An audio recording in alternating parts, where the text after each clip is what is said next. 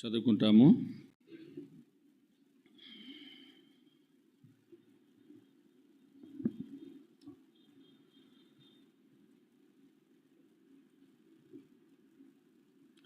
Ruth గ్రంథం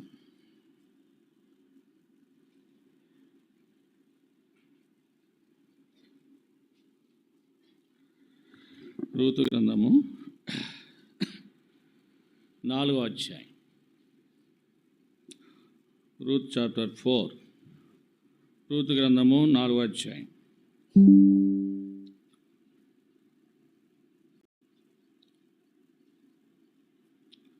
పదమూడు, 14, 15, 16, 17 వచనాలు మనమంతా కలిసి చదువుదాం. లేక 16 వచనం వరకు 17 వచనం వరకు చదువుదాం. 13, 14, 15, 16, 17 చదవండి. కాబట్టి బోయాజు రూతుని పెండ్లి చేసుకుని ఆమె యొద్దకు పోయినప్పుడు యెహోవా ఆమె గర్భవతి అయినట్లు అనుగ్రహించింది కనుక ఆమె కుమారుని కని.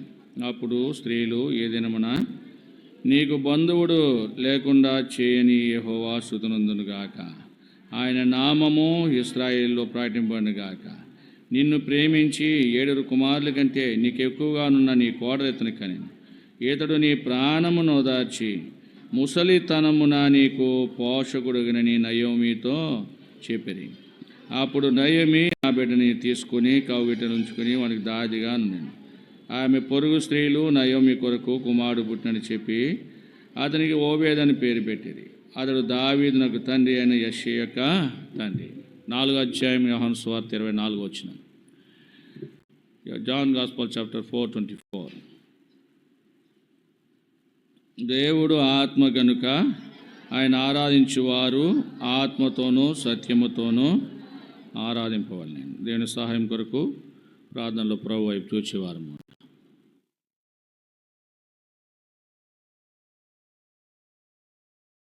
ప్రేమించిన మా ప్రియమైన ప్రభువా, శాశ్వతమైన మా దేవుడా, ఏ మంచి లేని మమ్మలను ప్రేమించి దేవా నీ బలిపీఠము దగ్గరకు నీ మందిరంలోనికి మమ్మల్ని తెచ్చారు. నీకు వందనాలు ప్రభువా. ఇంతవరకు పాటల ద్వారా నేను మహిమపరుచుకుంటూ వచ్చాము.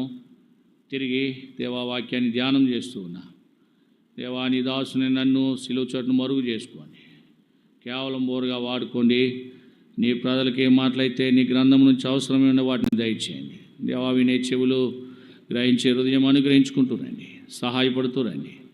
దేవాత్మతో సత్యముతో ఆరాధించే ప్రజలుగా ఉండడం కొరకే సిద్ధపరచండి. దేవా ఈ మందిరము చుట్టూ మీ అగ్ని ప్రాకారం ఉంచండి, దుష్టుని దూరంగా ఉంచండి. శబ్దంతరాలు మీ స్వాధీనం ఉంచుకోండి, లైవ్ పరిచర్యని కూడా మీ స్వాధీనం ఉంచుకోండి. మీ దాసుని యొక్క కంఠమును కూడా మీ స్వాధీనం ఉంచుకొని మీరే మాట్లాడండి. దేవా మీ తండ్రి ఆత్మ మీలో ఉండి మాట్లాడుచున్నారు, మాట్లాడేవారు మీరు కాదని చెప్పి మీ యొక్క ఆత్మతో మాట్లాడండి. మీరే ఇదే నాన్న మాకు ఏ మాటలైతే అవసరమైన వాటిని దయచేయండి. తిరువన్న ఆకాశం నుండి వర్తమానం మా కొరకు పంపించండి. ఇశ్రాయేలు ప్రజల కొరకు ఆనాడు వేకువజామునే ఆ యొక్క మన్నాను కురిపించిన రీతి మా కొరకు దేవా నీ పునరుద్ధాన దినంలో ఈ వాక్యమనే ఆహారాన్ని కురిపించండి, సహాయపడుతురండి. దేవా నీ యొక్క ప్రత్యక్షత, నీ యొక్క వెలుగు, నీ యొక్క ఆదరణ కోరుకుంటున్నా. మీరు మాత్రం మా మధ్య ఉండి నడిపించమని వాక్యాన్ని దీవించండి. చెప్పబోయే వాక్యాన్ని కూడా దీవించండి. నీ దాసుని మరుగు చేసుకోండి, పూరగా వాడుకోండి. నీ స్వరం వినబడనివ్వండి. యేసు నామములో ప్రార్థించి వేడుకుంటున్నాం తండ్రి, ఆమేన్.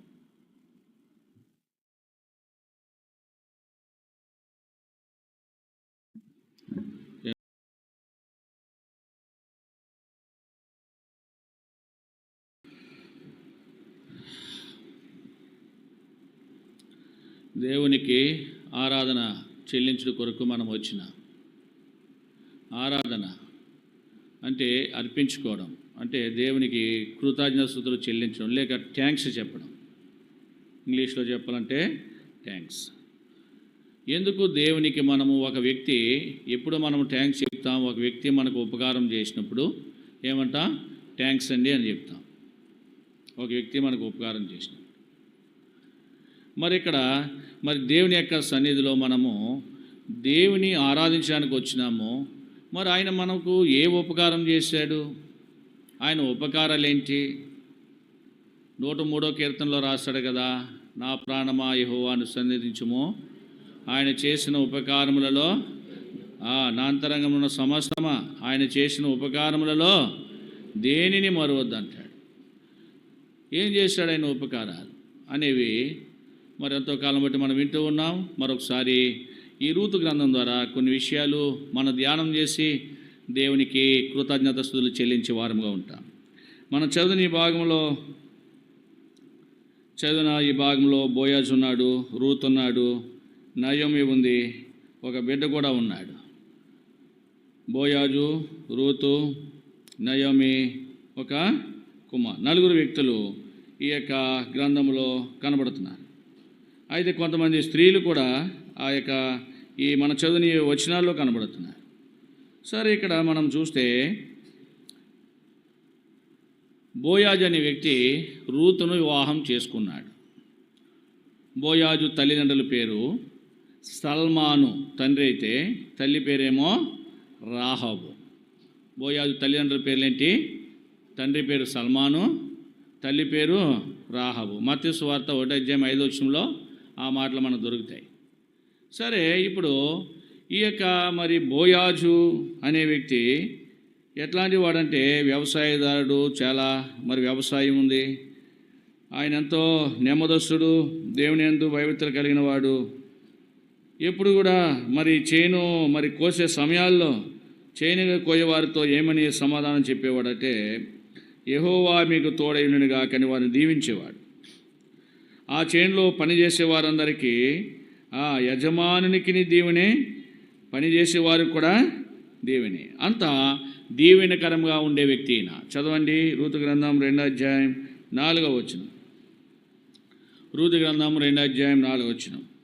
బోయాజు బెత్లెహేము నుండి వచ్చి యెహోవా మీకు తోడైనగా కని చేను కోయేవారితో చెప్పగా వారు యెహోవా నిన్ను ఆశ్రయించగాకనది. అంటే చేలో పనిచేసే వారికి దీవెనే, చేను వ్యవసాయదారుని కూడా దీవెనే. అలాంటి పొలం మాట అయింది. అంటే ఆశీర్వదింపబడిన వాడు, అది దేవుని చేతనే ఆశీర్వదించబడుతూ వచ్చాడు. అలాంటి ఆశీర్వదింపబడిన ఈ వ్యక్తి రూతును వివాహం చేసుకుంటాడు. ఏ పరిస్థితులలో? రూతు అప్పటికే రూతుకు వివాహం అయింది, ఆమె భర్త చనిపోయాడు. రూతు భర్త పేరేంటి? చనిపోయిన ఆమె భర్త పేరు కిల్యోనా, మహలోనా? మహలోనా. ఎన్నో వచనము? 10వ వచనం చూడండి, చదవండి. మరియు చనిపోయిన వాని పేరట అతని స్వాస్థ్యము స్థిరపరిచినట్లు చనిపోయిన వాని పేరు అతని సహోదరులలో నుండి అతని స్థలం యొక్క ద్వారమును కొట్టివేయబడుకున్నట్లు నేను మహులోను భార్య అయిన రూతును. మహులోను భార్య రూతు ఎవరు చెప్పండి? మహులోను. అయితే ఈ మహులోను అనేవాడు మరి ఎలీమెలెకు, నయోమికి పుట్టినవాడు. మహులోన్ అంటే పెద్ద కుమారుడే, మహులోన్ అంటే పెద్దవాడే. సీరియల్ బట్టి మనం చూస్తే రెండవ వాని పేరేంటి? కిలియోన్. బాగున్నాయి పేర్లు, మహులోను. అయితే ఈ మహులోను చనిపోయాడు. పెళ్ళండి చేసుకున్నాడు, కానీ ఇంకా భార్యాభర్తలు అంత అన్యోన్యంగా లేరు. మరి ఇంకా వివాహమైన క్రొత్త దినాల్లోనే ఎంతో కాలం గడవక ముందే వారు ఏమయ్యారు? భర్త చనిపోయాడు. చాలా విచారము, యవనస్తురాలమే, చాలా విచారము. అలాంటి పరిస్థితులలో ఈమె ఏం చేసిందంటే యూదా బెత్లెహేము వచ్చింది, తన అత్తతో వచ్చేసింది. ఇదంతా మనం ఎరుగుదామో. ఆమె అత్త పేరు నయోమి. నయోమి అని అర్థము మధురం. ఎందుకంటే గత 10 సంవత్సరాల క్రితము జరిగిన చరిత్ర ఏంటంటే యూదా బెత్లెహేములో వీళ్ళ కాపురం ఉంటారు. ఎలీమెలెకు, తర్వాత నయోమి, మహులోను, కిలియోను. ఇదొక కుటుంబం. ఈ యూదా బెత్లెహేములో ఉన్నప్పుడు ఆ దేశంలో కరువు వచ్చిందని వాళ్ళు ఏం చేశారంటే మోయాబు దేశం వెళ్ళిపోయారు. మోయాబుల దగ్గరికి వెళ్ళిపోయినప్పుడు ఆడ చాలా నష్టపోయారు. దాదాపుగా 10 సంవత్సరాలు అక్కడ ఉన్నారంట, 10 ఇయర్స్. ఈ 10 ఇయర్స్లో జరిగింది ఏంటంటే భర్త చనిపోయాడు, మరి కుమారులిద్దరికి పెళ్లి చేసింది. సరే, కుమారులు ఏమన్నా బ్రతికారా? కుమారులిద్దరు కూడా చనిపోయి ఇప్పుడు 10 సంవత్సరాల తర్వాత యూదా బెత్లెహేమును దేవుడు దర్శించాడని తెలుసుకుంది. అయ్యో, నేను ఇక్కడికి వచ్చి చాలా నష్టపోయాను, ఆత్మీయంగా నష్టపోయాను, మరి ఇదేంటిది భౌతికంగా కూడా నష్టపోయానని తన నష్టం తాను తెలుసుకుని ఇప్పుడు తాను తిరిగి ఏ ప్రాంతం అయితే విడిచిపెట్టిందో అదే ప్రాంతానికి ప్రయాణమైంది. ప్రయాణం అయ్యేసరికి 2 కోడలు ఉన్నారు. వాళ్ళతో చెప్పిందమ్మా, నేను ముసలిదాన్ను, మరి ఇంకా నా గర్భంలో ఇంకా కుమారులు ఎవరు పుట్టరు కనుక మీ తండ్రుల దగ్గరికి వెళ్ళిపోయి మీరు వివాహాలు చేసుకోండి, హ్యాపీగా బ్రతకండి అని చెప్తే ఆ చిన్న కోడలు చక్కగా మంచి అవకాశం ఇచ్చింది మా అత్త అని చెప్పి ఆ చిన్న కోడలు ఏం చేసిందంటే నయోమిని ముద్దు పెట్టి, అక్కడ నేను చనిపోతాను, ఏ స్థలం మందు అయితే నువ్వు పాతి పెట్టబడతావో అదే ప్రాంతంలో నేను కూడా పాతి పెట్టబడాలా, నన్ను మరి నీ వెంబడే నేను వస్తాను, ఇక ఈ మోయాబు దేవులు ఎవరు కూడా నాకు వద్దు, నీతోనే నేను వస్తాను అని తన అత్తతో మాట్లాడినప్పుడు అయితే నయోమి మారు మాట్లాడలేకపోయింది. అలాంటి పరిస్థితులలో ఈ రూతును వెంట పెట్టుకుని బెత్లెహేము వచ్చింది. ఈ బెత్లెహేము వచ్చినప్పుడు రూతు ఏం చేస్తుంది, వారికి ఆహారం కావాలి.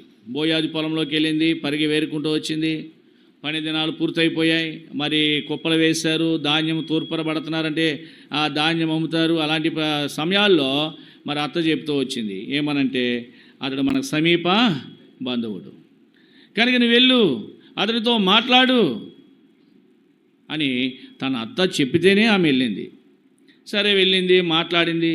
బోయాజు అంటాడు, మరి నాకంటే సమీప బంధువుడు ఇంకొకడు ఉన్నాడు, అతను ఒకవేళ నేను విడిపించకపోతే గనక నేనేం చేస్తానో వివాహం చేసుకుంటాను. ఎందుకు ఆమె విడిపించాలి? ఇశ్రాయేలు ప్రజల్లో మరి వివాహమైన తర్వాత ఆమె భర్త చనిపోతే ఆమె వెనుక ఉన్న అతని సహోదరుడు ఆమెను చేసుకోవచ్చంట. అది ఇశ్రాయేలు ప్రజలకు దేవుడు రాశాడు మన ధర్మశాస్త్రంలో. చేసుకోవచ్చు, వాళ్ళ బంధువులు చేసుకోవచ్చు. కనుక మరి ఏం చేయాలా? ఇంకా నయోమికి ఇంకా పిల్లలు అయితే ఇతడు ఎలీమెలెకు వంశపు వాడు, సమీప బంధువుడే. ఎవరు? బోయాజు. ఈ బోయాజు ఏం చేస్తాడు, ఇంకా ఇతనికంటే ఇంకా దగ్గర బంధువు ఉన్నాడు, అతను అడిగాడు. అతను ఏమంటాడో, నేనైతే ఆమె వివాహమో చేసుకోలేను, విడిపించలేను అన్నాడు. సరే ఇప్పుడు బోయాజు ముందుకు వచ్చాడు, రూతుకి మాట ఇచ్చాడు, వివాహం చేసుకున్నాడు. ఎందుకు వివాహం రూతుని చేసుకున్నాడు? రూతును బోయాజు వివాహం ఎందుకు చేసుకున్నాడు? అప్పటికే వివాహం అయింది కదా, భర్త చనిపోయాడు కదా, ఆ 2వ అమ్మాయిని ఎందుకు పెళ్లి చేసుకోవాలి? వివాహం కానివాడు ఎందుకు ఆ అమ్మాయిని వివాహం చేసుకోవాలి? చదువుదామా రండి. ఎందుకు వివాహం చేసుకున్నాడు?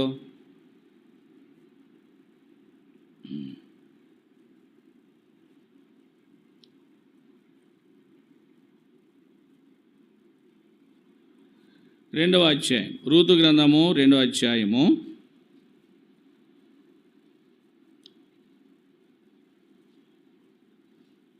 10వ వచనం, 2:10 చదవండి. అందుకే ఆమె సాగిలపడి తల ఉంచుకుని, ఏమీ తెలిసి పరదేశినైన నా యందు లక్ష్యం ఉంచినట్లు నీ కటాక్షం కలిగిను అని చెప్పగా, బోయాజు, నీ పెనిమిటి మరణమైన తర్వాత నీవు నీ అత్తకు చేసినదంతయు నాకు తెలియబడి, నీవు నీ తల్లిదండ్రులను నీ జన్మభూమిని విడిచి ఎంతగా ముందు నీవు ఎరగని జన్మనొద్దకు వచ్చితివి. చూడండి, ఆ మంచి సాక్ష్యం ఉంది, మంచి సాక్ష్యం. నీ భర్త చనిపోయిన తర్వాత నీవు నీ అత్తకు చేసినదంతా కూడా ఏం చేశాను? నేను తెలుసుకున్నాను, నేను ఎరుగుతూ వచ్చానమ్మా. అంతేకాదు, నువ్వు ఎంత మంచిదానివి అంటే నీ తల్లిదండ్రులని విడిచిపెట్టావు. ఎవరి కోసం? అత్త కోసం. అంటే తల్లిదండ్రుల కంటే ఎక్కువ నీ అత్తను చూసామాట. ఈనాడు అలాంటి కోడలు ఎవరు ఉన్నారండి? ఉన్నారా? తల్లిదండ్రుల కంటే ఏం చేసింది? అత్తను ఎక్కువ ప్రేమించిందంట. అదండి రూతులో ఉన్న నీతి, అదండి రూతులో ఉన్న ప్రేమ. అందుకే బోయాజు అంటాడు, నీ తల్లిదండ్రులు విడిచిపెట్టి రావడం అంటే సామాన్యమైన విషయం కాదు. తల్లిదండ్రుల దగ్గరికి వెళ్ళిపోయింది వార్ప, ఏదో ఒక సంబంధం చూసి వివాహం చేస్తారు, అది వేరే విషయం. కానీ రూతు పోలేదు. కారణం ఏంటి? తన అత్త మీద ముసలిది, అత్తని ఎవరు చూస్తారు? కుమారులను పోగొట్టుకుంది, కొడుకును భర్తను పోగొట్టుకుంది. ఇట్లాగే ఉందని ఎంతో ఎంతో ఆమె మీద ప్రేమ ఆప్యత పెంచుకుంది. నేను కూడా విడిచిపెట్టేస్తే ఆ ఒంటరికి ఎలా ఉంటుంది ముసలిది అని చెప్పి తన తల్లిదండ్రులన్నా వదులుకుంది, కానీ తన అత్తను మాత్రం ఏం చేయలేదు. దేశమే మారిపోయింది. వాళ్ళది మోయాబు దేశం అయితే ఏ దేశమో? యూదా బెత్లెహేము. యూదా దేశం ఏడది. దేశమే కంట్రీ నుంచి కంట్రీయే వచ్చేసిందంట అత్త కోసం. నీ గురించి నేను విన్నానమ్మా. తల్లిదండ్రులను విడిచిపెట్టావు, నీ జన్మభూమిని విడిచిపెట్టావు, నీ బంధువులను విడిచిపెట్టావు, నీ అత్తకు చేసినదంతా కూడా నేను విన్నాను. అందుకే బోయాజు రూతుని వివాహం చేసుకోవడానికి ఇష్టపడ్డాడు. అర్థమైందా? ఆమెకు వివాహమైనా, భర్త లేనిదైనా, రెండో వివాహమైనా కానీ ఏం చేశాడు అతడు? ఆమెలో ఉన్న నీతిని బట్టి వివాహము చేసుకున్నాడు. వివాహం చేసుకున్న తర్వాత జరిగినంటే చెప్పాలని చరిత్ర చాలా అద్భుతంగా ఉంటుంది. ఆ జరిగిన విషయం ఏంటంటే, ఇక్కడ ఇరుగు పొరుగు స్త్రీలు, ఆమె బోయాజు దగ్గరికి వెళ్ళాడు. మరి భార్య భర్తలు ఏకమవుతూ వచ్చారు. ఆమెకు ఒక కుమారుడు పుట్టాడు. ఒక బోయాజు రూతులకు ఒక కొడుకు కూడా పుట్టాడు, కుమారుడు పుట్టాడు. కుమారుడు పుడితే మరి స్త్రీలందరూ వచ్చారు. అయ్యో, రూతుకు కుమారుడు పుట్టాడంట, నయోమికి మనవడు పుట్టాడంట అని అక్కడికి ఆ ప్రజలందరూ వచ్చారు. వచ్చినప్పుడు నయోమితో వాళ్ళు ఏమంటున్నారు? 14వ వచనంలో, అప్పుడు స్త్రీలు, ఆ దినమున నీకు బంధువుడు లేకుండా చేయని యెహోవా స్తుతినందుగాక, ఆయన నామము ఇశ్రాయేలీయులలో ప్రకటింపబడినగాక. ఇక్కడ ప్రభువుని ఆరాధించారు. రూతుకు పుట్టిన కుమారుని బట్టి ఆ ఊరు స్త్రీలందరూ కూడా ఆ ప్రదేశానికి వచ్చి ఏం చేశారండి? ఈ దినమున చక్కగా రాశాడు చూడండి. ఏం రాసినాడు? ఈ దినమున నీకు బంధువుడు లేకుండా చేయని యెహోవా స్తుతినందుగాక. అత్త కోడలు ఇద్దరే వచ్చారు, కానీ ఇప్పుడు ఏమిచ్చాడు? ఒక కుటుంబాన్ని ఇచ్చాడు, భర్తని ఇచ్చినాడు, బంధుత్వం ఇచ్చినాడు. కుటుంబమే కాదు, కుమారుని కూడా అనుగ్రహించాడు. అత్త పరిస్థితి ఏంటి? అత్త పరిస్థితి ఏమైంది? అప్పటికే అత్త అన్నది ఆ ఊరు రాగానే ఊరు ప్రజలు అన్నారు, నువ్వు నయోమివి కదా, 10 ఏళ్ళ తర్వాత వచ్చింది, నువ్వు నయోమివి కదా అంటే ఆమె ఏమన్నది తెలుసా? ఎందుకంటే పోలికలు లేవు నయోమికి. ఇంతకుముందు చాలా బాగుండేది, ఇప్పుడు ఏమైంది? బాగా వికారం అయిపోయింది, తన ముఖం చిక్కిపోయింది. నువ్వు నయోమివి కదా అంటే ఆమె ఏమని చెప్పింది? చదవండి 2వ అధ్యాయం. 2వ అధ్యాయమేనా? లేదు, 1వ అధ్యాయం. రూతు గ్రంథము 1వ అధ్యాయం 20వ వచనం. ఆమె సర్వశక్తుడు నాకు చాలా దుఃఖము కలిగజేసిన గనుక నన్ను నయోమి అనక మారానండి. నన్ను నయోమి అనొద్దు. నయోమి అంటే మధురమైన దాన్ని కాను. నా పేరేంటి తెలుసా? మారా. 2 అక్షరాలు. మారా అనగా అర్థం ఏంటంటే చేదు. అది కూడా 2 అక్షరాలే.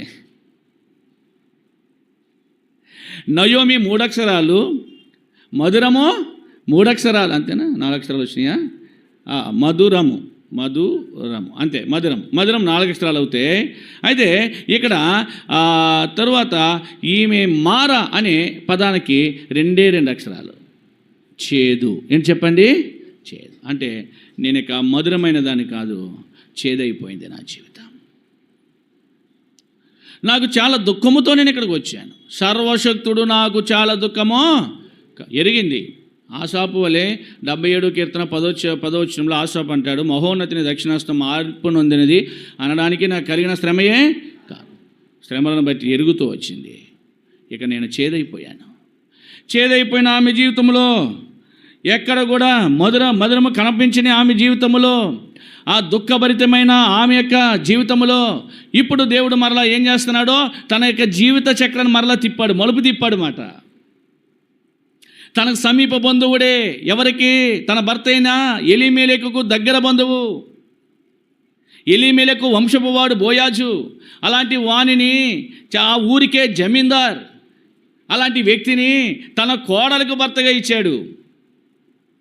వారిని బట్టి ఆనందిస్తూ ఉంటుండగా ఎప్పుడైతే కుమారుడు పుట్టాడో ఇరుగు పొరుగు వారు కూడా వచ్చి, స్త్రీలందరూ వచ్చి, ఈ దినమున నీకు బంధువుడు లేకుండా చేయని యెహోవా, ఎందుకంటే తనకు వంశమే లేదిక. ఉందా వంశము? నయోమికి వంశం ఉందా? భర్త చనిపోయాడు, కుమారులు చనిపోయారు, ఆమె ఒక్కదే, 3 బారిపోయింది, ఒక్కదే ఉంది. అలాంటి ఆమెకు దేవుడు మరలా ఏం చేశాడు? బోయాజు రూతుల ద్వారా మరలా ఒక కుమారుని ఇచ్చాడు. ఇచ్చినప్పుడు ఆ స్త్రీలు అంటాడు, నీకు బంధువుడు లేడనుకున్నావు, బిడ్డలు లేరనుకున్నావు, ఈనాడు దేవుడు నీ ఎడల ఎంత గొప్ప కార్యం చేశాడు. మేము నయోమి అని పిలిస్తే నన్ను నయోమి అన్నది ఏమన్నా మారని పిలమన్నావు. ఇప్పుడు నువ్వు మారవు కాదు, నువ్వు మధురమైపోతున్నావు. నీ అనుభవాలు మారిపోతున్నాయి, నీ పరిస్థితులు మారిపోతున్నాయి. నీకు బంధువుని దేవుడిచ్చాడు, అందును బట్టి ఆయన స్తుతి నొందాలా, దేవుడు మహింపరచబడాలా, దేవుడు గణపరచబడాలని ఆ స్త్రీలందరూ చెప్తున్నారట. చెప్తూ ఉంటే ఇంకేమన్నారు చూడండి, 15వ వచనం. నిన్ను ప్రేమించి 7 కుమారుల కంటే నీకెక్కువగా ఉన్న నీ కోడలు ఇతని కనెను. ఏమంది? 7 కుమారులు. 7 అంటే అర్థం ఏంటి? అసలు 2 కుమారులే ఆమెకి ఎక్కువ, 2 కుమారులు చనిపోయారు, మళ్ళీ 7 కుమారులు అంటున్నారు వచ్చి. 7 కుమారుల కంటే ఎక్కువ అంట. 7 అంటే సంపూర్ణం, అంటే పిల్లలు చాలు అన్న సంపూర్ణతలో నిన్ను దేవుడు ఏం చేశాడు? ఈ బిడ్డను నీకు అనుగ్రహించాడు. ఈ కుమారుడు ఎందుకో తెలుసా నీకు? ఈ కుమారుడు దేనికి అవసరమంటే, చదవండి, ఇతడు నీ ప్రాణమును ఓదార్చి, ఏం చేస్తాడు? ఇతడు నీ ప్రాణాన్ని ఓదార్చేవాడుగా ఉంటాడు. 2వది, ముసలితనమున నీకు పోషకుడుగినని నయోమితో చెప్పిరి. వా, ఎంత అద్భుతమైన మాట. ఈ కుమారుడు ఏం చేస్తాడో తెలుసా? స్త్రీలు చెప్తున్నారు, ఇతడు నిన్ను పోషిస్తా, నిన్ను నీ ప్రాణాన్ని ఓదార్చేవాడిగా ఉంటాడు. నీ ముసలితనమందు నీవు లేవలేని పరిస్థితులలో, నువ్వు నడవలేని పరిస్థితులలో నీకు ఎలా ఉంటాడు? ఇతడు పోషకుడిగా ఉంటాడు. ఎవరూ లేరని నువ్వు అనుకున్నావు, కానీ దేవుడు నీకు గొప్ప కార్యాలు నీ కోడల ద్వారా జరిగించుకుంటూ వచ్చాడు. ఎంత అద్భుతమైన మాట. ఈ దినమున నీకు బంధువుడు లేకుండా చేయని యెహోవా స్తుతి నొందిన గాక. బంధువుని ఇచ్చాడు. ఎవరిని ఇచ్చాడు? బంధువు ఇచ్చాడు, బంధుత్వం ఇచ్చాడు. ఈ బంధువులు ఏం చేస్తున్నారండి? చదువుదామా? లూకా సువార్త 1:58 వచనం. లూక్ గాస్పెల్ చాప్టర్ 1:58 వెర్సే చూడండి. లూకా సువార్త 1:58 వచనం.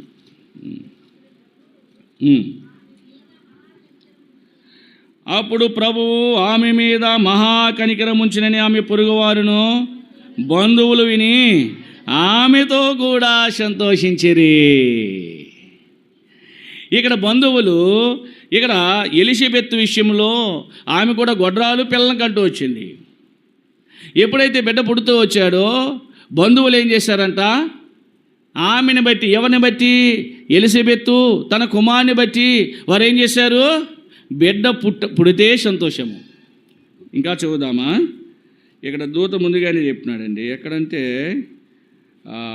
1 అధ్యాయం 17వ వచనము చివరి లైన్ చదవండి, లేక చివరి 2 లైన్లు చదవండి. నీకు సంతోషం అన్న కాడ నుంచి, నీకు సంతోషమును మహా ఆనందమును కలుగును, అతడు పుట్టినందున అనేకులు సంతోషింతురనెను. బిడ్డ పుట్టుట ద్వారా సంతోషము. ఇరుగు పొరుగు వారు సంతోషించే వారుగా ఉన్నారు. పొరుగు స్త్రీలు వచ్చి ప్రభుని ఏం చేశారు? బిడ్డ ద్వారా ఆరాధించారు. అయ్యో, నయోమి రిక్తురాలైపోయింది, సర్వశక్తుడు నాకు దుఃఖం కలిగేశాడంది, నన్ను మారాని చెప్పమంది, కానీ ఇప్పుడు ఆమె మారా కాదు, మధురమైపోయింది. ఏమీ కారణం అంటే ఈ దినమున ఏం చేశాడు? బంధువుడు లేకుండా చేయని యెహోవా స్తుతి నొందాడు. బంధువులు ఆనందించిన వారుగా ఉన్నారు, బంధువులు సంతోషించిన వారుగా ఉన్నారు. అర్థమైందండి? బంధువులు కూడా ఏం చేశారంట? సంతోషించారు. ఈ దినాన దేవాది దేవుడు నేనెంతో ప్రేమించాడు, నేనెంతో కనికరించాడు, నీడలా జాలిగొన్నాడు. నిన్ను ప్రేమించి తన రక్తం ఇచ్చి నిన్ను కడిగి తన స్వకీయ సంపాద్యంలోనికి, దేవుని మందిరంలోనికి నిన్ను తెచ్చాడు.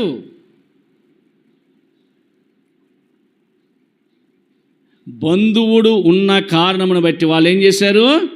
ఆరాధించారు, సంతోషించారు, ప్రభును మహిమపరిచారు. బంధుత్వం అనేది చాలా విలువైనది. చదువుదామా?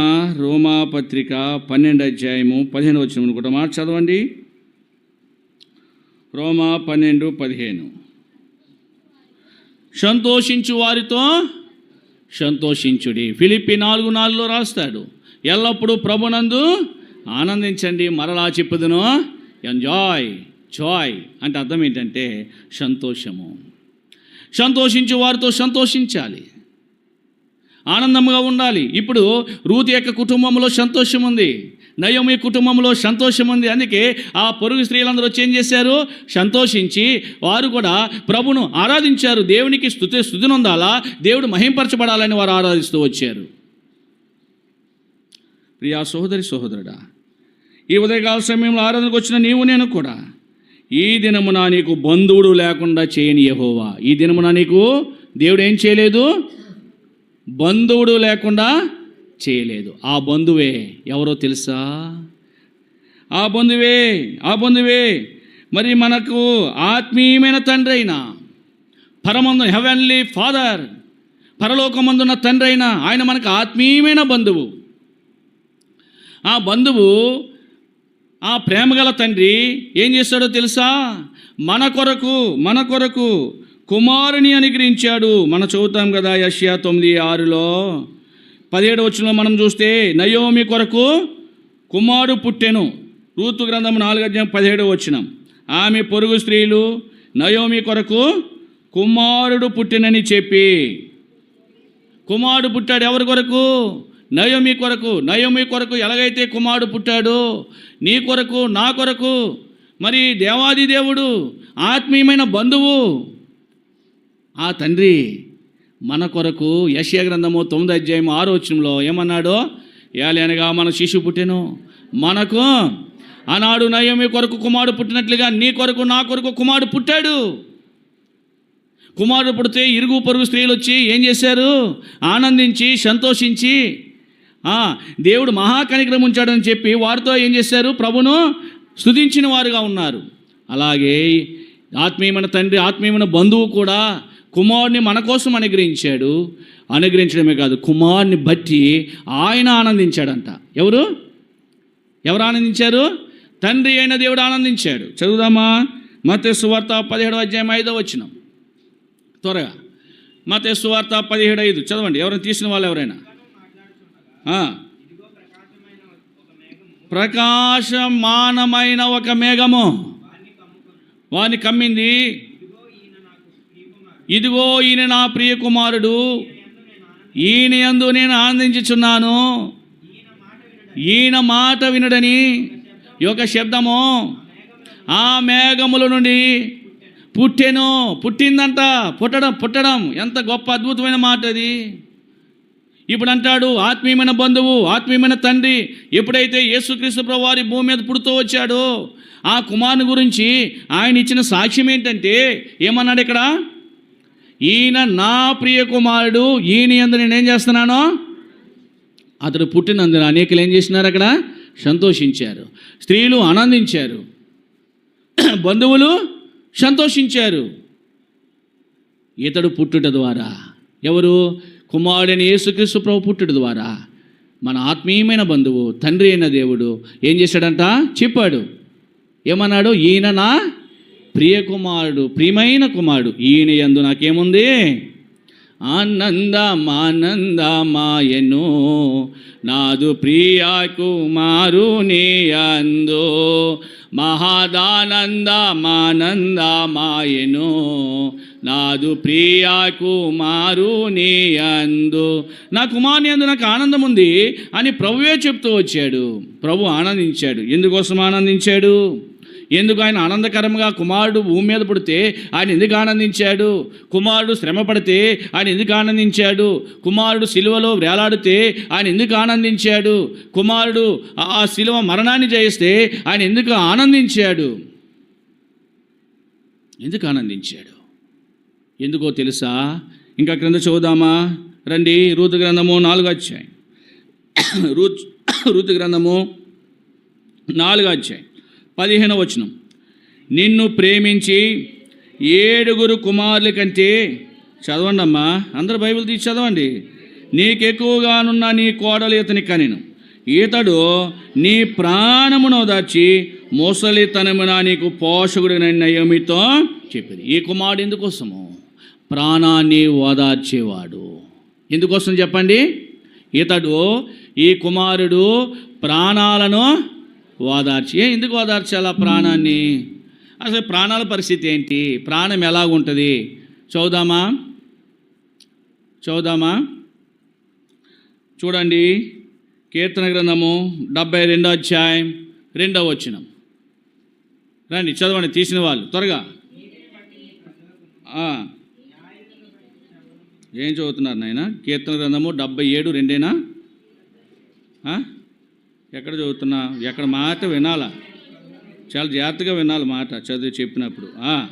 నా ఆపత్కాలమందు నేను ప్రభువుని వెతికి తిని, రాత్రి వేళ నా చేయి వెనుకకు తీయకుండా చాపబడిన నా ప్రాణము ఓదార్పు పొందనలకైనది. ప్రాణం ఎలా ఉందో చెప్పండి? ప్రాణాన్ని ఓదార్చే వాళ్ళే లేరు. మరి రూతు గ్రంథములో మనం చూస్తే ఇక్కడ ఏం రాసినాడు? ఇతడు నీ ప్రాణమును ఓదార్చేవాడు. ఈ కుమారుడు ఎందుకు వచ్చాడంటే, ఎందుకు పుట్టాడు ఈ కుమారుడు? ప్రాణాన్ని ఓదార్చడానికి. ఈ లోకంలో నా జీవితం కూడా అంతే. ఈ ప్రాణం ఏమి లేదు, ఓదార్పు లేదు, బాధలో ఉంది, ఓదార్చే వాళ్ళే లేరు, ప్రాణము నెమ్మది లేకుండా ఉంది. కనుక ఓదార్చుడి కొరకు కుమారుడు పుడుతూ వచ్చాడు. అందును బట్టి మన సమీప బంధువైన లేక మన ఆత్మీయమైన బంధువైన తండ్రి అయిన దేవుడు ఆ కుమారుని బట్టి ఏం చేశాడు? ఆనందించాడు. రెండవది మనం చూద్దామా? న్యాయాధిపతుల గ్రంథం 16:16. రండి. ప్రాణాన్ని ఓదార్చడమే కాదు, ప్రాణం ఎలా ఉంది, ఈ యొక్క లోకంలో మన యొక్క ప్రాణం ఎలాగుంది అన్నది మనం చూస్తూ ఉన్నాం. చదువుదామా?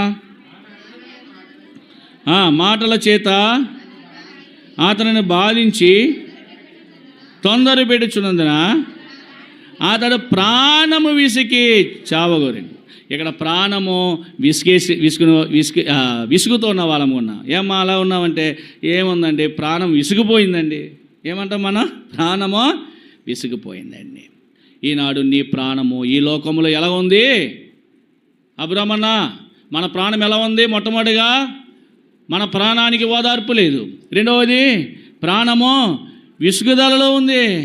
ప్రాణం విసుగుపోయినోడు ఏం చేస్తాడో? చేస్తాడు అంటే చావుకు దగ్గరలో ఉంది. మూడోది చూద్దామా? రండి. 107వ కీర్తన 5వ వచనం చదవండి. తీసిన వాళ్ళు సహాయం చేయండి త్వరగా. 107:5.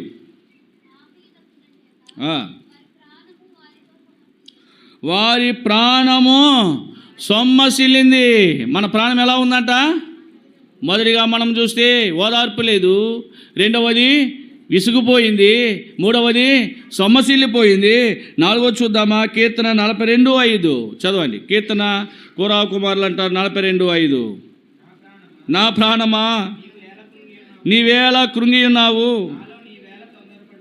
నాలో నీవేళ తొందరపడుచున్నావు. దేవుని యందు నిరీక్షణ ఉంచుము. ఇక్కడ ప్రాణము కృంగిపోయినదిగా ఉంది.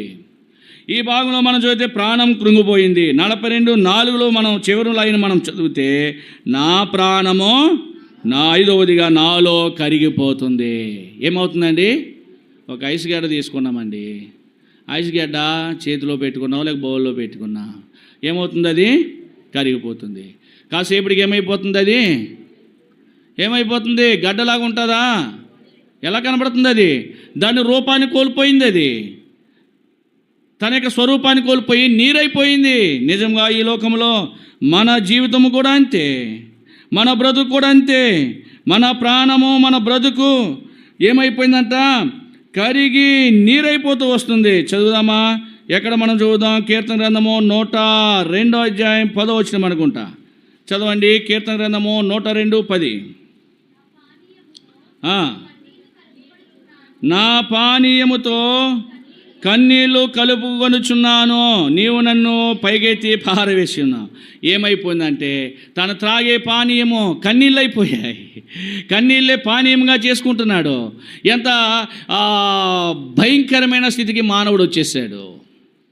ఎంత నిస్సహాయమైన స్థితికి మానవుడు వచ్చేసాడు. అందుకే ఈ నయోమి కూడా ఉంది. రూతు గ్రంథము 2వ అధ్యాయం మనం ఇందాక చదువుతున్నాం. 1వ అధ్యాయం 20వ వచనంలో సర్వశతుడు నాకు చాలా దుఃఖము, అంటే కన్నీరు పానమైపోయింది, పానీయమే కన్నీరైపోయింది.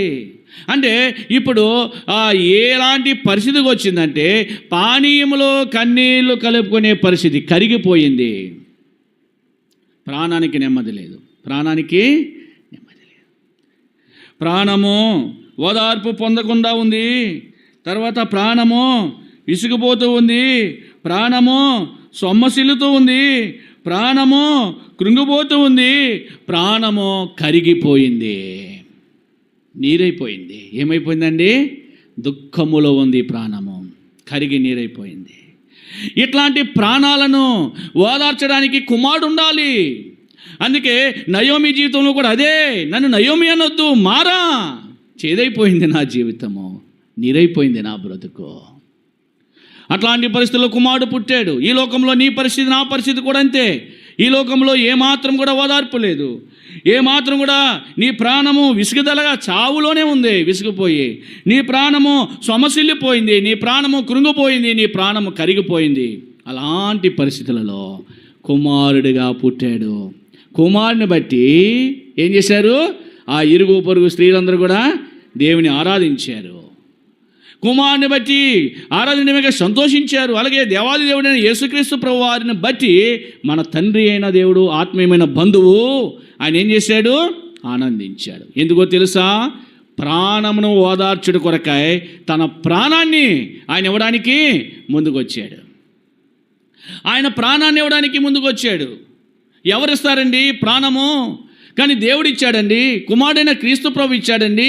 నా ప్రాణం ఇచ్చి నేనేం చేస్తానో వీళ్ళందరినీ కూడా ఓదార్చుతాను. అదండి కుమారులో ఉన్న ప్రేమ, అది నిజమైన కుమారులో ఉన్న ప్రేమ. అర్థమైందా? నిజమైన కుమారులో ఉన్న ప్రేమ ఏంటి? తన ప్రాణాన్ని ఇచ్చేస్తాడు, తన ప్రాణాన్ని ఇచ్చేస్తాడు. ముసలితన మందు ఏం చేస్తాడు? ఇవ్వడమే కాదు, ఆ ప్రాణం ఇచ్చి బ్రతికించడమే కాదు, పోషిస్తాడు. రెండో మాట, ఓదార్చేవాడు, పోషించేవాడు. చూద్దామా మాట? రూతు గ్రంథము 4వ అధ్యాయం, రూతు గ్రంథము 4వ అధ్యాయము 15వ వచనము చివరి మాటలు చదవండి. నీ ప్రాణమును ఓదార్చి ముసలితనమున నీకు పోషకుడుగనని నయోమితో చెప్పిరి. ముసలితనమున ఏమవుతాడు? పోషకుడైపోతాడు. చూద్దామా? ఆ కీర్తన గ్రంథము 46వ అధ్యాయం అనుకుంటా, క్షమించండి, యెషయా 46 అనుకుంటా. రండి, యెషయా గ్రంథం 46వ అధ్యాయం, యెషయా 46:4 చూద్దామా? చదవండి. మూదిమి వచ్చే వరకు నేను ఎత్తుకుని వాడను నేనే, తల వెంట్రుకల నెరవే వరకు నేను ఎత్తుకుని వాడను, నేనే చేసి ఉన్నాను, చంక పెట్టుకుని వాడని నేను ఎత్తుకొనిచ్చు. అయ్యో, ముసలి వాళ్ళని ఎత్తుకోవడానికి కుమారుడు వచ్చాడు. నడవలేడు ఈ ముసలోడు, పని చేయలేదు కనుకనే కోడలు వెళ్ళి పరిగెవేరుకుంటూ వచ్చింది. ముసలిది పని చేయలేదు కనుకనే కోడలు వెళ్ళి అత్త కోసమో పరగి ఏరుకుంటూ వచ్చింది. ఇప్పుడు పరగి ఏరుకోవాల్సిన అవసరం లేదు, కుమారుడు వచ్చేసాడు, కుమారుడు పుట్టేశాడు, ఆయనే పోషిస్తాడు. ఆ కుమారుడు ఏం చేస్తాడు? పోషిస్తాడు. అందుకే ఈ కుమారుడైన యేసుక్రీస్తు ప్రభు యొక్క పని ఏంటంటే, వారు ముసలితనములో ముదిమి వచ్చే వరకు ముసలిలో అయిపోయినా కానీ ఎత్తుకుని వాడను దేవుడు ఎత్తుకుంటున్నాడమ్మా. ఈరోజు నువ్వు బ్రతుకుతున్నావంటే, ఈరోజు నువ్వు జీవిస్తున్నావంటే, ఈరోజు ఇప్పుడు మెతుకులు తింటున్నావంటే, ఈరోజు వస్త్రాలు ధరిస్తున్నావంటే, ఈరోజు ఆరోగ్యంగా ఉన్నావంటే, ఈరోజు ఈ మందిరానికి రావగలిగావంటే దేవుడు నిన్ను ఎత్తుకుంటున్నాడు, నిన్ను రక్షిస్తున్నాడు. ఆయన నిన్ను రక్షించకపోయింటే కనుక ఆరాధన చేస్తాం, ఏనాడో పాతాళానికి పోవాలి తండ్రి. నిజమే, నీ ప్రాణం కనిపించదు. ఎందుకంటే ప్రాణం విసికి చావుగోరినని అక్కడ చూస్తున్నాం మనం. చావు గోతుల దాకా వెళ్ళిపోయావు.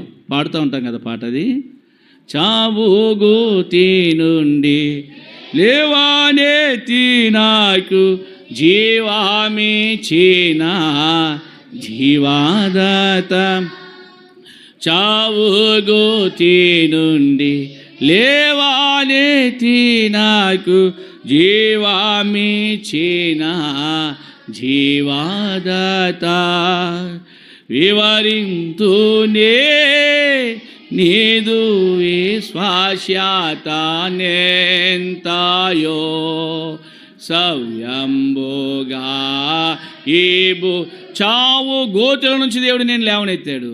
చావుకు పోకుండా నీ ప్రాణాన్ని ఆదరించాడు. ఎంత మంచి దేవుడు. God is good. దేవుడు మంచివాడు. దేవుడు మంచివాడు. ఆ మంచి దేవుడు ఉన్నాడు కనుకనే ఆనాడు నయోమి కొరకు కుమారుడు పుట్టాడు కనుక ఓదార్చడానికి, పోషించడానికి ఇక నయోమికి భయం అనేది లేదు.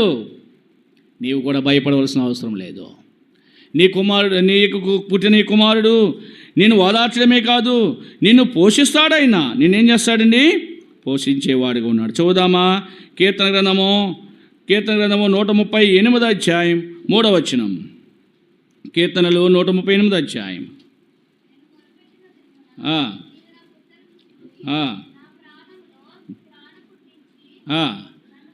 అయ్యో, ఇప్పుడు ఓదార్పు లేని ప్రాణాలకు, కృంగిపోయిన ప్రాణాలకు, సమసిల్లి కరిగిపోయి విసిగిపోయిన ఈ ప్రాణాలకు ఏం పుట్టించాడంటైనా? ప్రాణములో త్రాణ పుట్టించి ధైర్యపరిచాడు, ధైర్యం ఇచ్చాడు. నీకేమిచ్చాడు? మనకు కలిగిన ధైర్యం అదే. ప్రాణాలకే ధైర్యం ఇచ్చాడు. నీ ప్రాణానికి గ్యారంటీ ఇచ్చాడు. నీ ప్రాణానికి ఆయన ప్రాణం ఇచ్చాడు. నువ్వు బ్రతకాలని ఏం చేశాడు? ఆ కుమారుడు తన ప్రాణాన్ని అడ్డేసేసాడు. తన ప్రాణం అర్పించుకున్నాడు. ఆయన మరణము మనకు జీవమైపోయింది. ఈరోజు బ్రతుకుతున్నామంటే ఆ కుమారుడే లేకపోయి ఉంటే గనక, ఆ కుమారుడే తన ప్రాణం ఇవ్వకపోయి ఉంటే గనక, ఆ కుమారుడు నీ కొరకు చనిపోయి ఆ జీవానికి ప్రసాదించపోయి ఉంటే గనక, నిన్ను జీవింప చేయకపోయి ఉంటే గనక, ఈరోజు నీవు నేను కూడా ఈ మానవ జాతి ఈ భూమి మీద ఉండేది కాదు. ఈరోజు మనుషుడు ఉన్నాడంటే ప్రపంచమంతటిలో ఆయన ఇచ్చిన జీవమే, ఆయన ఇచ్చిన ప్రాణమే. ప్రియా సహోదరి సహోదరుడా, 92వ కీర్తన 15వ వచనంలో మనం చూస్తాము, వారు ముసలితనమందు ఇంకా చిగురు పెట్టుచుందరట. ఏం చేస్తారంటే అండి, నయోమి అనుకుంది. ఏమనుకుంది నయోమి? అయిపోయింది, నా పని అయిపోయింది, భర్త పోయాడు, బిడ్డలు పోయారు, ఈ కోడలు ఏదో వెళుతుంది, కష్టపడుతుంది, తీసుకొస్తుంది, ఇంకా నా పని క్లోజ్, నా జీవితం అయిపోయింది అనుకుంది. నాకు ఇంకా బంధువు లేడనుకుంది, నాకు ఇంకా కుమారుడు లేడనుకుంది. అటు రూతు కోసం కాదు రాయబడినమాట. ఎవరి కోసం రాశాడు? నయోమి కొరకు. ఎవరు పుట్టారు? ఎందుకమ్మా నీకు దిగులు? ప్రభు అన్నాడు, ఎందుకమ్మా నీకు దిగులు? కుమారుడు లేడని బాధపడుతున్నావా? ఈ కుమారుడు నీకే. ఎవరి కొరకు పుట్టాడు? ముసలిదాని కొరకు కుమారుడు పుట్టాడు. నన్ను ఆదరించే వాళ్ళు లేరనుకుంది. అందుకే కీర్తన గ్రంథం 45వ అధ్యాయంలో మనం చూస్తూ ఉంటాం, నీ తండ్రులకు ప్రతిగా నీ కుమారులుందురు అంటాడు. అక్కడ ఏమన్నాడండి? నీ తండ్రులకు ప్రతిగా ఎవరుంటారు? చదువుదామా 45వ అధ్యాయం, కీర్తన గ్రంథం 45వ అధ్యాయం. చదవమ్మా. ఎన్నో వచ్చినాం? అది 16 వచ్చినామంట. చదవ. నీ పితరులకు ప్రతిగా, పితరులు నీ పూర్వీకులకు ప్రతిగా నీ కుమారులు ఉంటారమ్మా. కుమారి ఆలోచించి చెవియొగ్గు. ఈ రాజు నీ ప్రభు, అతడు నీ సౌందర్యమును కోరినవాడు. ఆ రాజే కుమారుడయ్యాడు. కుమారుడే ప్రాణం ఇచ్చాడు, ఓదార్చాడు, ముసలితనమందు చిగురు పెట్టేలా చేశాడు. ఇక భయపడవలసిన అవసరం లేదు. ప్రాణానికి ఏం పుట్టించాడైనా? త్రాణ పుట్టించి ధైర్యం ఇచ్చాడు. ఈరోజు మనకు ధైర్యము అదే. ప్రభు మనం బ్రతికిస్తున్నాడు, మనం ధైర్యపరిచాడు. అందుని బట్టి మనం ప్రభుని ఆరాధించాలి. రెండవది, పోషించేవాడిగా ఉన్నాడు. చూడండి కీర్తన గ్రంథం 81వ అధ్యాయం. కీర్తన గ్రంథము 81వ అధ్యాయం 16 వచనం. చదువుదామా? తీయండి, త్వరగా తీయండి. అతి శ్రేష్టమైన గోధుమలను ననుగ్రహించి నేను వారిని పోషించుదును. కొండ తేనెతో నిన్ను ఏమిచ్చాడంట? అతి శ్రేష్టమైన గోధుమలు. నాసిరకమై ఉంటాయి, పాడైపోయి ఉంటాయి. ఏ వస్తువులో క్వాలిటీస్ కూడా ఉంటాయి కదా. ఫస్ట్ క్వాలిటీ, రెండో క్వాలిటీ, మూడో క్వాలిటీస్ ఉంటాయి. కందిపప్పులైనా, మినపప్పులైనా, లేకపోతే వరి ధాన్యములైనా, దేనికి తగ్గ కర్రీ దానికే ఉంటుంది, క్వాలిటీస్ ఉంటాయి. అలాగే ఇక్కడ ప్రభు ఎలాంటి క్వాలిటీస్ ఉన్నాడంటే అతి శ్రేష్టమైన. ఇక అతి శ్రేష్టం అంటే ఇక దానికి మించిన క్వాలిటీ లేదు. అలాంటి మంచి పంట, మంచి గోధుమ అంటే మంచి ఆహారం అన్నమాట, హెల్దీ ఫుడ్. అలాంటి మంచి ఆహారముతో ఏం చేస్తానంటాడు ఆయన? నిన్ను పోషిస్తాను. ఎక్కడ దొరకదు, అది రోడ్డు పక్క లేదో తేనె పొట్టేసేసి బకెట్లో పెట్టేసి ఇదే బెల్లం నీళ్ళు వేసేసి ఇదే తేనె అంటే నమ్మి తీసుకుంటున్నావు. అసలే కొండ తేనె ఉంది, ఒరిజినల్ తేనె ఉంది, కొండ తేనె. దాన్ని ఏమన్నాడు? కొండ తేనెతో నేనేం చేస్తాను? తృప్తి నీకు ఇస్తానంటాడు. ఎంత మంచి దేవుడండి అయినా, ఎంత మంచి కుమారుడండి, పోషించేవాడు. ఈరోజు నిన్ను మంచి ఆహారంతో పోషిస్తున్నాడు, జీవాహారంతో పోషిస్తున్నాడు, అనుదినం నీకు ఆహారం ఇస్తున్నాడు. జీవాహారం లేకపోయింటే కనుక ఈరోజు నీవు నేను కూడా ఈ లోకంలో బ్రతుకుండే వాళ్ళం కాదు.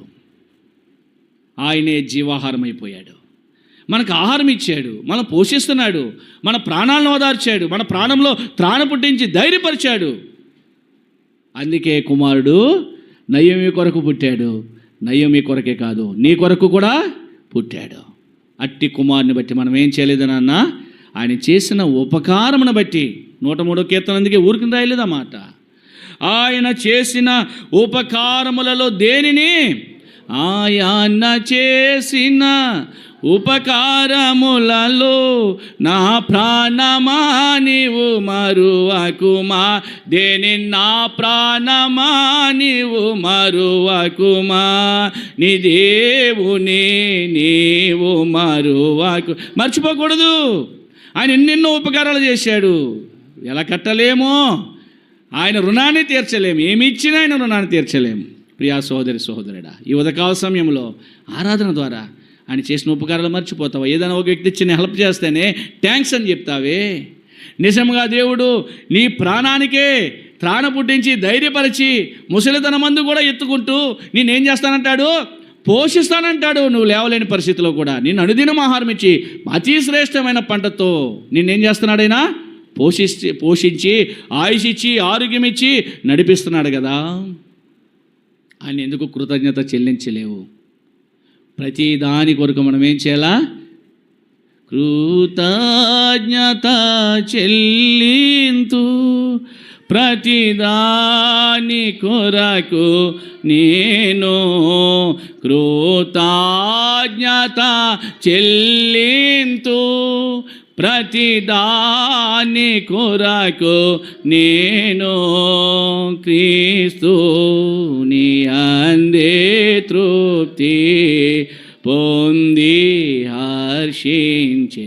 ప్రతిదాని కొరకు కృతజ్ఞత చెల్లించాలా. ఇక నయోమికి ఏమీ లేదు, దుఃఖము లేదు. దుఃఖం ఎగిరిపోయింది, సంతోషం వచ్చిందంట. ఎప్పుడైతే కుమారుడు పుట్టాడో నయోమి బాధలన్నీ పోయాయి. నయోమికి బంధువుడు ఉన్నాడు, నయోమికి మనవుడు ఉన్నాడు, నయోమికి కుమారుడు ఉన్నాడు, నయోమికి కోడలుంది, నయోమికి కుమారుడు కూడా ఉన్నాడు. ఎంత అద్భుతం అండి. రిక్తురాలైపోయిన ఆమె ఇప్పుడు ఏమైంది? మరలా ఆ కుమారుని బట్టి ఆనందించింది. ఈ లోకంలోని నా జీవితం కూడా ఏ మంచి లేని మనమంటి బ్రతుకులను దేవుడు ఏం చేశాడు? మరలా ఆ కుమారుని బట్టి జీవంతో నింపి ఆయన సన్నిధిలోకి చేర్చి ఆయన సన్నిధిలో కూర్చుండబెట్టి ఆయుష్ ఇచ్చి ఆరోగ్యం ఇచ్చి నడిపిస్తున్నాడు. దాన్ని బట్టి మనం ప్రభును ఆరాధించాలి. అట్టి ఆరాధన దేవునికి అంగీకారం అవుతుంది. అలా ఉండినట్లుగా కూడా వచ్చిన ఆత్మదేవుడు మన సహాయపడిన గాక. ఆమె లేచి నిలబడి ఓ పాట పాడుకుంటాం. చివరి పలుకు పాడినప్పుడు సండే స్కూల్కి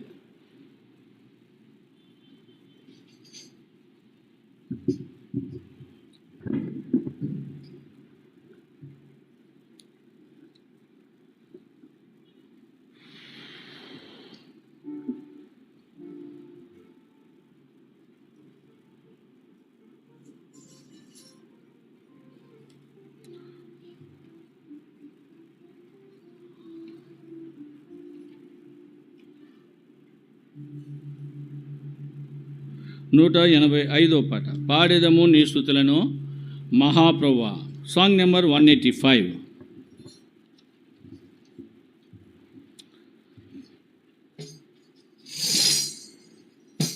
ఎవరన్నా వాష్రూమ్కి వెళ్ళాలన్నా మంచినీళ్ళు త్రాగాలన్నా ఈ మంచి సమయాన్ని సద్వినియోగం చేసుకోవాలి.